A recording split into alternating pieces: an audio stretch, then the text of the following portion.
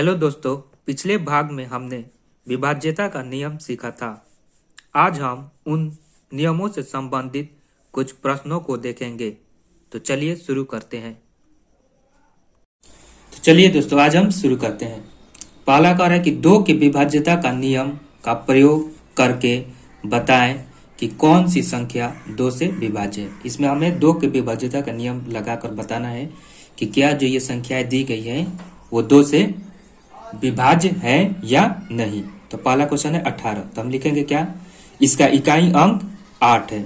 इसका इकाई अंक क्या है, 8 है, जो कि दो के विभाज्यता के नियम में है। क्या है, जो दो की विभाज्यता के, दो का विभाज्यता का नियम क्या है कि इसका इकाई अंक क्या होना चाहिए, 0 हो, 2 हो, 4 हो, 6 हो या 8 हो, तो वो संख्या क्या होती है, दो से विभाज्य होती है। तो इसलिए हम लिखेंगे क्या कि यह संख्या 18 जो है दो से पूर्णतः विभाजित होगा। प्रश्न 2 दूसरा है 23।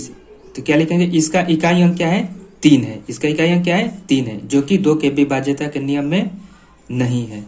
इसलिए यह संख्या जो 23 है वो क्या है, दो से पूर्णतः विभाजित नहीं होगा। अगला है 3 के विभाज्यता का नियम का प्रयोग करके हमें बताना है कि क्या ये संख्या 3 से कटेगी या नहीं कटेगी। तो पहला हम क्या लिखेंगे, 324। तो क्या होगा, इसके अंकों का योग, हमने क्या किया, इनके अंकों को जोड़ा। तो 3 + 2 + 4 जो कितना आया, 9। फिर हम इस 9 को किससे डिवाइड किया, 3 से भाग किया। तो जो कितना बार में, 3 बार में पूरी तरह कट जा रहा है। तो हम लिखेंगे कि जो 3 से पूर्णतः क्या हो जा रहा है, विभाज्य हो रहा है। तो इसलिए संख्या जो है 324 वो क्या हो जाएगा, 3 से पूर्णतः विभाजित होगा। फिर अगला है 3241। तो क्या लिखेंगे, इसके अंकों का योग कितना रहा है, तो 3 + 2 + 4 + 1 बराबर कितना आया, 10 आया। फिर हमने 10 को किससे भाग किया, 3 से भाग किया। तो ये 3 से तो पूरी तरह जाएगा नहीं। तो लिखेंगे जो 3 से पूर्णतः विभाज्य नहीं हो रही है। इसलिए संख्या 3241 भी 3 से पूर्णतः विभाजित नहीं होगी। अगला है 4 के विभाज्यता का नियम का प्रयोग करके बताना है कि क्या जो ये संख्याएं दी गई है वो 4 से कटेगी या नहीं। पहला है 200। तो हम क्या लिखेंगे, इसके दहाई और इकाई से बनी संख्या 0 है। इसका दहाई का अंक भी क्या है, 0 है, और इकाई का अंक भी क्या है, 0 है, जो 4 के विभाज्यता के नियम में है। इसलिए संख्या 200 जो है वो क्या है, 4 से पूर्णतः विभाजित होगी। अगला है 324। तो क्या लिखेंगे, इसके दहाई और इकाई से बनी संख्या क्या है, तो दहाई और इकाई से बनी संख्या क्या है, 24 है। तो 24, फिर हमने 24 को क्या किया, 4 से भाग दिया। तो वो कितने बार में चला गया, 6 बार में चला गया। तो हम लिखेंगे कि क्या है, जो 4 से पूर्णतः विभाजित हो रही है। इसलिए संख्या जो 324 है वो क्या होगा, 4 से पूर्णतः विभाजित होगी। तीसरा है 526। तो इसके दहाई और इकाई से बनी संख्या कौन सी है, तो दहाई और इकाई से बनी संख्या 26 है। फिर हमने क्या किया, 4 से 26 को भाग दिया, जो पूरी 4 से पूरी तरह नहीं कट रहा है। तो हम लिखेंगे जो 4 से पूर्णतः विभाजित नहीं हो रही है। इसलिए संख्या 526 भी 4 से पूर्णतः विभाजित नहीं होगी। अब हम देखेंगे 5 के विभाज्यता का नियम का प्रयोग करके बताना है कि क्या ये संख्या 5 से कटेगी या नहीं कटेगी। तो 5 का विभाज्यता का नियम क्या है कि इसका इकाई अंक में क्या होना चाहिए, 0 होना चाहिए या 5 होना चाहिए। तो हम लिखेंगे पहला क्या कि इसके इकाई का अंक क्या है, 5 है। इसका इकाई का अंक क्या है, 5 है, जो कि 5 के विभाज्यता के नियम में है। इसलिए यह संख्या 525 जो है वो क्या होगा, 5 से पूरी तरह विभाजित होगी। अगला है 3256। तो क्या है, इसके इकाई का अंक 6 है, जो कि 5 के विभाज्यता के नियम में नहीं है। इसलिए यह संख्या 5 से पूर्णतः विभाजित नहीं होगी। अगला है 6 के विभाज्यता का नियम का प्रयोग करके बताना है कि क्या ये संख्या 6 से पूरी तरह कटेगी या नहीं कटेगी। तो 6 का विभाज्यता का नियम है कि अगर कोई संख्या 2 से भी कट जाए और 3 से भी कट जाए तो वो संख्या 6 से भी कट जाएगी। क्या है कि अगर कोई संख्या 2 से भी कट जा रही है पूरी तरह और 3 से भी पूरी तरह कट जा रही है तो वो संख्या 6 से भी पूरी तरह कटेगी। तो पहला क्वेश्चन है 234। तो क्या लिखेंगे, इसका इकाई अंक क्या है, 4 है। 4 है तो ये क्या होगा, यह संख्या 2 से विभाज्य होगा। फिर इसके अंकों का योगफल क्या हुआ, इसके अंकों को हमने जोड़ा तो कितना आया, 2, 3 + 4 के जोड़े तो कितना आया, 9 आया। फिर उस 9 को हमने क्या किया, 3 से भाग किया तो यह 3 से पूरी तरह कट जा रही है, तो हम लिखेंगे जो 3 से भी विभाज्य है।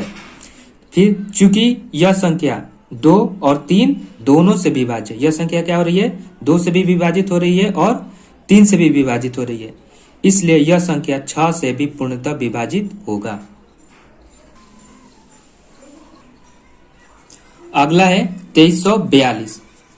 इसका इकाई का अंक क्या है, 2 है। इसका इकाई का अंक क्या है, 2 है, इसलिए यह संख्या 2 से पूर्णतः विभाज्य होगा। फिर इसके अंकों का योगफल जब हमने जोड़ा तो कितना आया, 2 + 3 + 4 + 2 कितना आया, 11 आया। फिर 11 को हमने 3 से भाग किया तो यह 3 से तो जाएगा नहीं, तो इसलिए यह क्या लिखेगा, यह संख्या 3 से विभाजित नहीं हो रहा है। चूंकि यह संख्या जो है 2342 2 से तो विभाज्य है परंतु 3 से नहीं, इसलिए यह संख्या 6 से पूरी तरह विभाजित नहीं होगा। अगला है 8 का विभाज्यता का नियम का प्रयोग करके हमें बताना है कि क्या ये संख्याएं जो है 8 से पूरी तरह कटेगी या नहीं। तो पहला है 5328, तो लिखेंगे तो 8 का विभाज्यता का नियम क्या है कि अगर सैकड़ा, दहाई और इकाई के अंकों को हम 8 से भाग दें और अगर वो संख्या 8 से पूरी तरह कट जाएगी तो यह संख्या भी क्या होगी, पूरी तरह कट जाएगी। तो हम पहले क्या लिखेंगे, इसके सैकड़ा, दहाई और इकाई से बनी संख्या है, तो कितना है, सैकड़ा 3, दहाई पर 2 और इकाई पर क्या है 8 है, तो कितना वर्ड बना 328।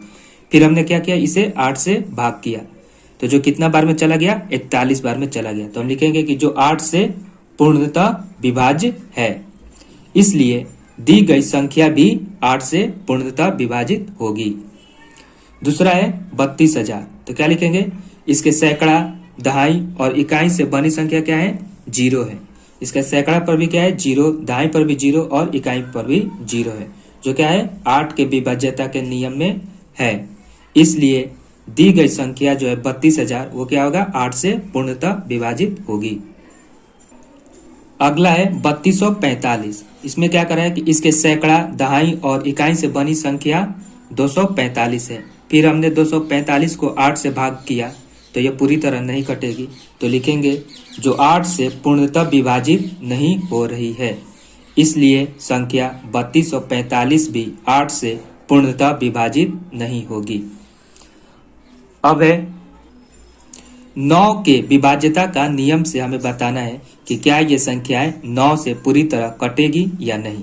तो 9 का विभाज्यता का नियम क्या है कि पहले हम इनके सभी अंकों को जोड़ेंगे और जोड़कर 9 से भाग देंगे। अगर ये संख्याएं 9 से पूरी तरह कट जाएगी तो यह संख्या भी क्या होगी, 9 से पूरी तरह कटेगी। तो लिखेंगे इसके अंकों का योगफल 5 + 4 + 3 + 6 कितना आया, 18 आया। 18 को हमने किससे भाग दिया, 9 से भाग दिया, तो जो 2 बार में पूरी तरह कट जा रहा है, तो लिखेंगे जो 9 से पूरी तरह विभाजित है, इसलिए संख्या 5436 भी 9 से पूरी तरह विभाजित होगा। अगला है 5423।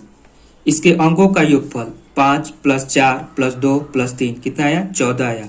फिर हमने 14 को 9 से भाग किया जो पूरी तरह नहीं कटेगी, तो लिखेंगे जो 9 से पूरी तरह विभाजित नहीं हो रहा है, इसलिए संख्या 5423 भी 9 से पूरी तरह विभाजित नहीं होगा।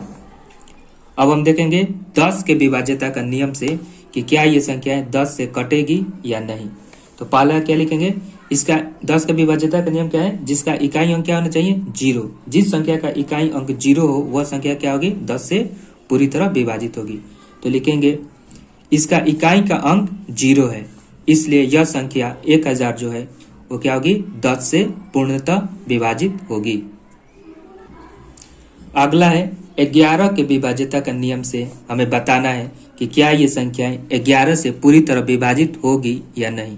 तो 11 के विभाज्यता का नियम क्या कह रहा है कि हम दाएं से सम संख्याओं को जोड़ेंगे और एक बार दाएं से ही विषम संख्याओं को जोड़ेंगे और इन दोनों संख्याओं के जोड़ का हम क्या निकालेंगे, अंतर निकालेंगे।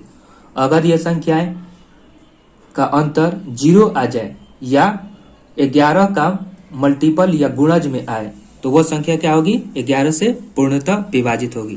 तो पहले लिखेंगे, पहला क्वेश्चन क्या है, 3245। तो हमने पहले इसका क्या किया, नंबरिंग कर दिया। 1 पर 5 है, 2 पर क्या है 4, 3 पर 2 और 4 पर क्या है 3 है। तो इसके विषम अंकों का योग कितना हुआ, तो विषम कौन सा है 1 और 3, तो 1 पर क्या है 5 और 3 पर क्या है 2, हमने इसको क्या किया जोड़ा, तो 5 और 2 क्या आया 7। फिर इसके सम अंकों का योग, सम अंक में क्या है 2 पर क्या है 4 और 4 पर क्या है 3, तो 4 और 3 को भी जोड़ा तो कितना आया 7 आया। फिर हमने इन दोनों का जोड़ का क्या निकाला अंतर निकाला, तो 7 में से 7 गया 0 आया। तो क्या रहा है, चूंकि इसका अंतर 0 आ रहा है इसलिए यह संख्या जो 3245 11 से पूर्णतः विभाजित होगा। अगला है 32,538, तो इसके विषम अंकों का योग क्या हो गया 8 + 5 + 3 कितना आया 16 आया। और इसके सम अंकों का योग कितना आया 3 + 2 5 आया। फिर हमने इन दोनों के योग का क्या किया अंतर निकाला, तो 16 में से 5 गया 11 आया। तो क्या लिखा कि चूंकि इसका अंतर 11 के गुणज में आ रहा है, क्या रहा है इसका अंतर 11 के गुणज में आ रहा है, इसलिए संख्या 32,538 भी क्या होगी 11 से पूर्णतः विभाजित होगी। तो दोस्तों कल हम प्रश्नावली 3.2 का प्रश्न 1 करेंगे। अगर यह वीडियो आपको अच्छा लगा तो अपने दूसरे दोस्तों को भी शेयर करें। जय हिंद।